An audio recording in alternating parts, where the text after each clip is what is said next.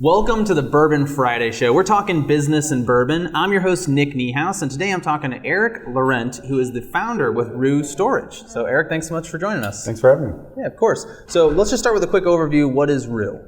Yeah, so Roo's an online platform that connects the unused space in our community with people in need of storage. So think of it as Airbnb, but instead of housing people, you're storing boxes. Oh, interesting. Okay. Well, so give me some examples, because I'm thinking of a million different kinds of unused spaces. So is this mostly like basements or garages, or what are we talking about here? Yeah, so we have a wide range of different space kind of types.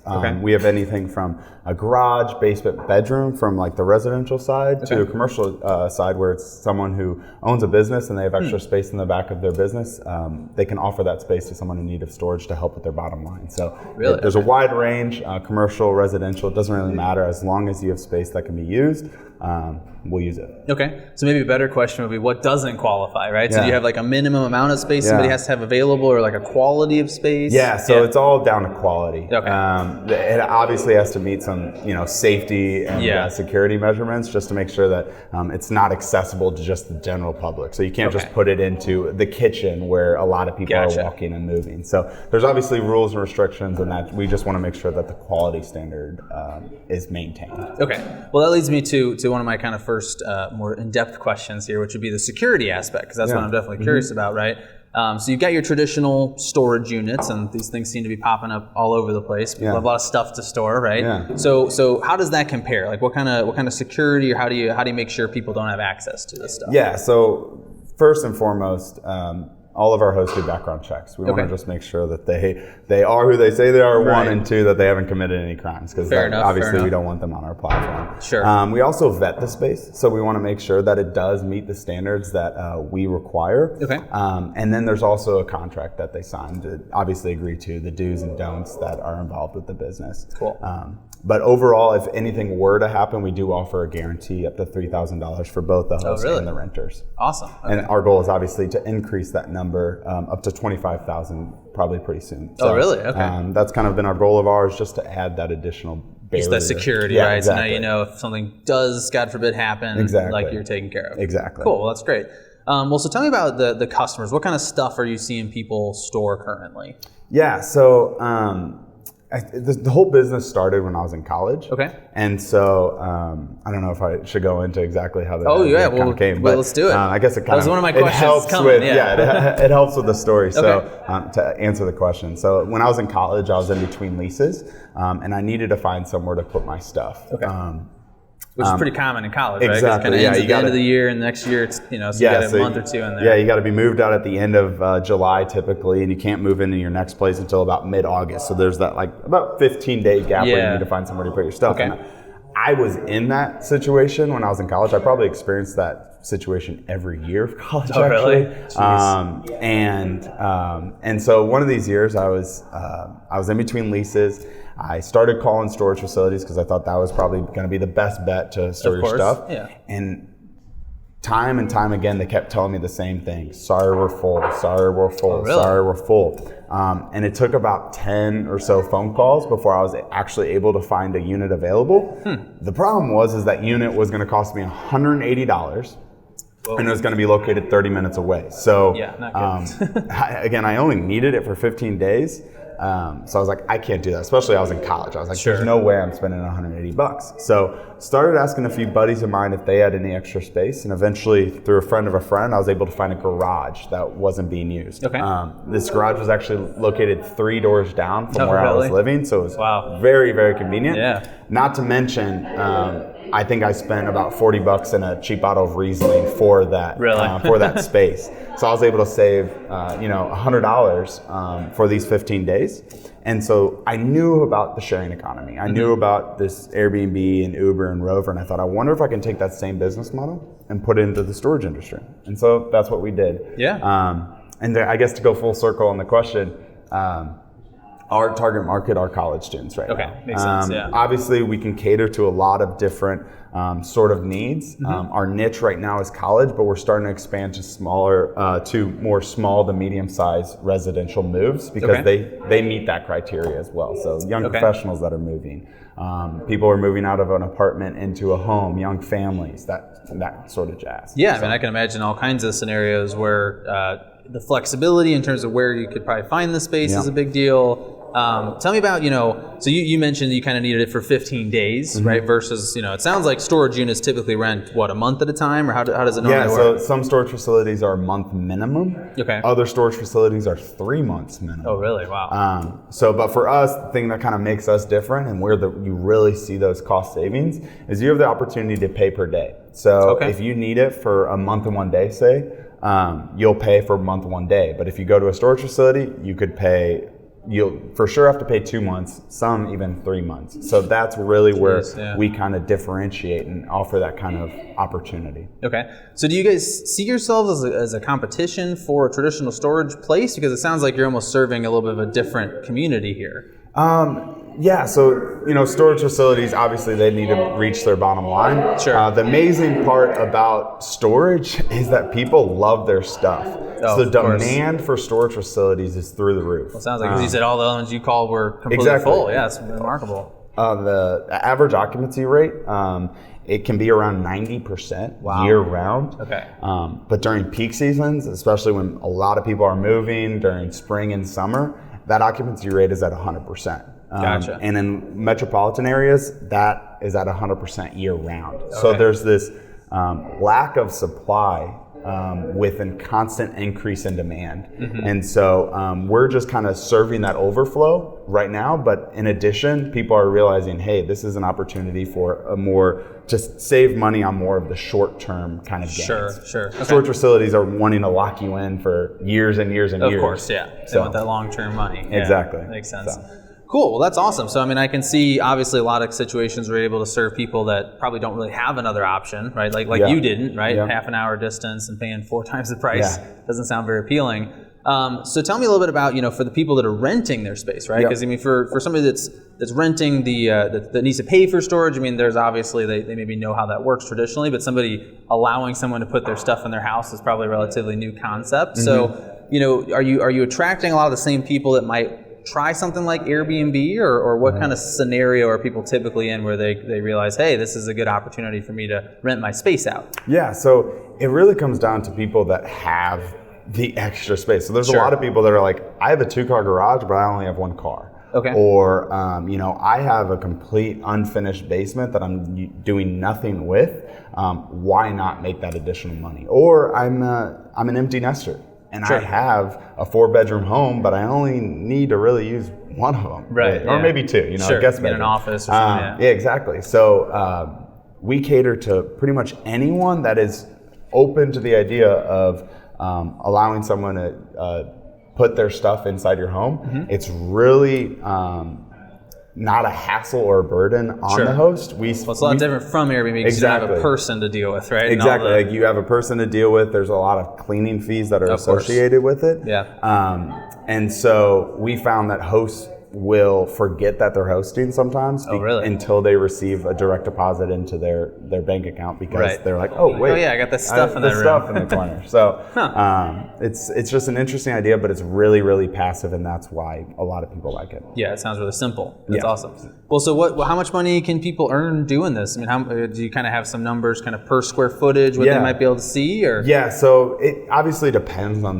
the size and the features. Sure. So sometimes people might have security systems, or it's climate control. Oh, okay. Or you have varied pricing based on the features. Cool. Exactly. Okay. No pets or no smoking.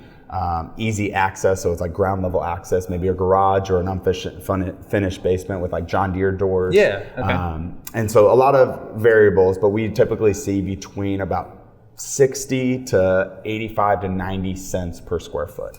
Gotcha. Okay. Cool. That's not a bad deal. Yeah. So if you got space you're not using, I mean, kind of a no-brainer. Exactly. It sounds like. All right, cool. Yeah. Well, so tell me about where people can access this, right? Because you guys are still pretty new. So you're in St. Louis, right? Do you have any other markets you've opened, or? Yeah. So we originally started in Columbia when I was in school at Mizzou, and so started there. that was where we originally launched to prove out the overall business.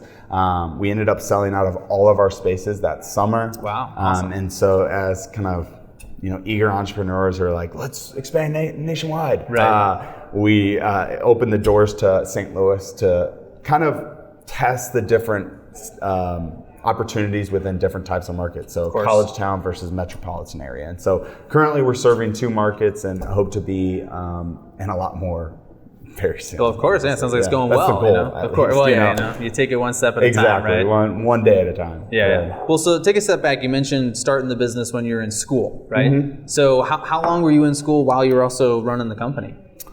Yeah, so I originally, the whole idea of the story I told you when I was in between leases, that happened summer of 2017. Okay.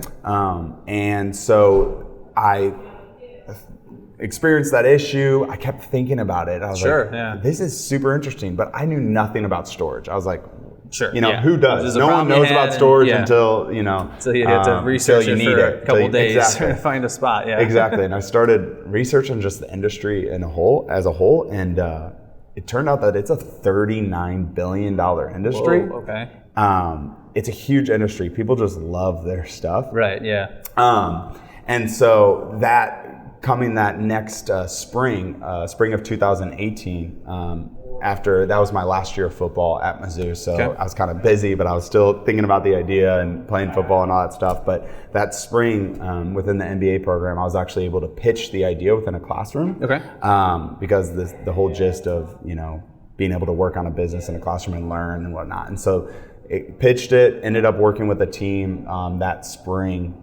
On the business, and that's when we did the due diligence process and everything. So that's where it all started, and it's continued to kind of grow. Are you still working with the same folks? Yeah, so there's a few individuals that kind of kept going with me, Jake and Kristen. Jake also played football with me at Mizzou, and Kristen actually played soccer. She played with my wife, actually. Oh, really? They both played at Mizzou, and so they stayed along with us, and then Joe and Praveen kind of joined along the way during that summer when we were like, let's build a product. Yeah, this is real. We're doing it. Yeah, yes, that's right. Exactly. Okay. So built a solid 5 founder group that summer of 2018. Cool. Well, it sounds like it's going pretty well. So the important questions here for those of the people watching is, both sides, 2-sided marketplace, right? Yeah. So we got to talk to 2 audiences here. If I want to rent some space, how do I go about doing that? It's really easy. So you go to the website, roostorage.com, ROO storage.com. And you just begin there. There's a search bar that you put in your zip code, both St. Louis and Columbia. You'll get a list of different space options that you can choose from, and then you just go ahead and reserve it. You'll expect a request or a confirmation on your request within 48 hours, and then from there, it's as easy as drop off and pick up. Really? That's super simple. Super simple. Okay. That's kind of our goal. On the other side, so if you're renting your space out, I would assume there's another step or 2 to take. You mentioned background check. So how does somebody go about that? Yeah. So again, go to the site, roostorage.com. There's going to be a little button in the top nav bar called, start hosting. Okay. And so from there, you can literally go through the entire process of listing your space yourself. So that means, putting in the description, the size, the pictures, the features. It's pretty simple. It's about probably a 8-step process. Okay. Just to get all that information. I'd say you could get it done in 10 minutes. Wow. And then from there, we'll review it. We'll send you a background check, and then it'll be listed. And at that point, it's just waiting until you receive a reservation. Easy enough. If you do have issues, though, throughout the entire process, we have a system set up where if you have questions or if you even want help, for example, you want me or someone else to come out and do it on your behalf to help you take pictures, help you do the measurements, we would be happy to do so. Okay, yeah. Well, also very simple, it sounds like. Yeah, so. We want to make it, again, as easy and passive as possible. That's our goal, is to make the hosting experience and renting experience super easy. Super easy. Love it. All right, cool. Well, we got a couple minutes left, so we're going to shift gears a little bit here, and we're going to invite Eric onto the show, and he's going to tell us about the bourbon we're drinking. So Eric is the founder of Bourbon Friday, and we got something special. What are we drinking today? Something special. We have Buffalo Trace. Which, for some reason is a lot harder to come by than it used to be. Obviously, because it's related to because it's good, right? Yeah. but the reason I brought it on is because since we're talking about innovating storage, there's 3 times bourbon is stored. Really, it's in the bottle, the least interesting part of that storage process, the warehouse itself, and then the barrel, of course. So Buffalo Trace has done a few experiments here within the last 5 to 10 years, and one of these is called the Single Oak Project. So they went out to like Ozarks of Missouri. They picked 96 white oak trees, and they selected these trees. They came back and they cut those in half, and each half got made into a barrel. So then they were able to control all of these different factors, for whether it's top and bottom, because there's a myth about which is better in the tree, controlling entry proof, stave seasoning, everything was sort of kept in these different controlled environments. So char level of the barrel. So every single one of these 192 barrels was then released out to select one actual bottling, and not this, obviously. Oh, really? But so they could actually learn from all of these different things. So the other thing that they've done is they've created what they call Warehouse X. And this is a small warehouse, and it was the first property they built in 60 years on the Buffalo Trace distillery property. And they made, I believe it's a 4-chamber building where they could control humidity, light, temperature. They collected over 6 million data points. Oh my gosh. And the reason they did this is they're planning a $200 million expansion. And really, like as far as like rack houses, or as they're known mostly in Kentucky as rick houses. Sure. They basically, it's the same design from the 1800s. Nobody knows specifically what works and what doesn't. Gotcha. So if you like higher proof bourbon, there's specific spots in a warehouse that produce a higher proof bourbon than others. So there's all these different factors that they're trying to control for just in the storage of bourbon. Interesting. Super interesting. You learn something new every day. I know, yeah. $200 million expansion. I guess you got to get your data right goals, for that. Right? A couple things. Yeah, we'll work our way up to that level, right? It's actually amazing that there's bourbon, but like wine storage is a huge industry. Making sure that certain wines are temperature controlled and people really love their wine. So that's something that we would love to get into at some point. Yeah, I did. I tried to find somebody that was actually like leasing like rack house space, but they didn't find any of that. I did find there's a new sort of experimental setup. I believe it's set up in Louisville, and they're using shipping containers so they can construct these rack houses really quickly. And not only that, they think that this might be better because especially in the last few years, they've had a lot of disasters where, Jim Beam lost 40,000 barrels or 45,000 barrels last year. Really? Yeah, because one of the barrel houses like half of it collapsed. Oh, wow. And not only that, like this can be a big catastrophe for the area because if there's for the runoff, fish kills, all of that. Sure. Yeah, so they're this company, and I don't remember the name, is trying to innovate in that space as well. But I couldn't find if anybody was actually using them. But they're pretty new, like within the last working year. up to it. Well, I'll tell you what, Eric, if you ever find anybody who wants to store some barrels of bourbon somewhere, there's space in my house for some barrels of bourbon. Yeah. Some of them might go missing. Yeah, it's a specific, I'll take certain things that I store. That's one of the few. Yeah, great. Yeah, the angel share was really high. I don't know why. There's a really, drunk angel around here. All right, Eric. Well, we got a couple of seconds left. You got some events coming up this week. We do, but I'm going to throw it back to you, actually, because you have an event next week on Wednesday. I do, yeah. Well, we have actually 2 events. The one that's a little bit more open to the public, we have some really awesome business speakers coming in Wednesday from 9:30 to 12:30 in the morning, and there are some free tickets available. So we'll make sure to post a link for that. And then we're also doing Broker Marketing 2020 that afternoon, which is only open to real estate brokers, but it's going to be a really cool deep dive into some of the marketing trends to keep an eye on for 2020. Cool. And then also that same day, there is actually I have these reversed, but Nebula Cherokee Street Holiday Pop-Up. This is a pop-up. This is normal monthly happy hour, but they're going to bring in not just members of Nebula, but also like local Cherokee Street. I mean, it's basically right there at Cherokee and Jefferson, and they're bringing those in to actually do a shopping experience. So if you want to buy local here in St. Louis, that'd be a great place to start. Then also that night is the Geosource Unleashed at T-Rex. They're kind of taking it easy. So this is just a holiday party for the geospatial community. All right. So if you're in geospatial, go check it out. They're going to be collecting winter coats and canned goods at that event as well.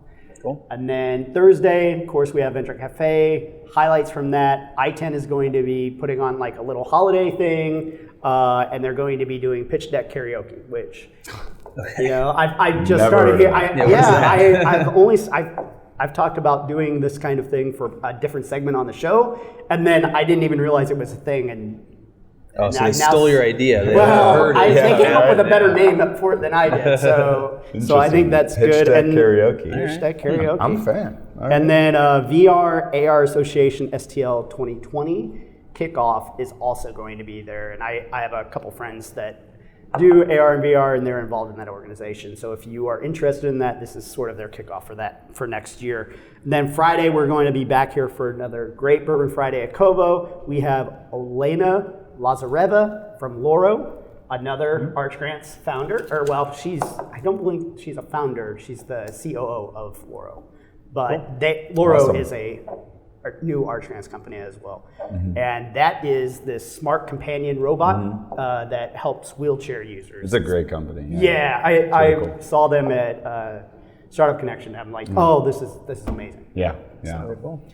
And then that's following Saturday, December 14th, is Beat Day at Tech Artista. This is a free one-day experience devoted to the advancement of music producers and music creatives here in St. Louis. And then a little bit further out, and I just saw they announced this, there's early bird tickets available for Prepare AI 2020 conference. It's a $200 off the discount, and I believe that's a $500 ticket, so that's a pretty substantial discount. That's a good deal. Yeah, so that goes to the end of the year. 50%. And again, if you have a St. Louis startup event and you want us to know about and talk about it on the show, just email us at events@bourbonfriday.show. All right. Well, good stuff as always. This is the first time I get to do this, but thank you, Erics, for joining me today. I didn't even think about this before we started, but yeah. No, I appreciate the bourbon. Thank you both for being here, and Eric, as always, thank you for your events and bourbon. For those of you tuning in, we want to thank you for watching us this week. We are here at Kovo, so I want to thank you, Kovo, so much for hosting us, both the event and the show. I'd like to thank EQ for providing us a platform and streaming our show every single week. And in this case, thank you to Vanessa Lobo, who is back subbing in for Ian this week behind the camera, doing a great job, I'm sure. So thanks for tuning in. And as always, please join us next Friday for the Bourbon Friday show. We'll talk to you then. Hey, thanks for watching. We truly hope you enjoyed it. Please like and share this episode. And if you haven't yet, hit that subscribe button. It really helps us out. To stay up to date, follow us on social. We are at Bourbon Fridays on Facebook, Twitter, Instagram, LinkedIn, and TikTok. See you next time.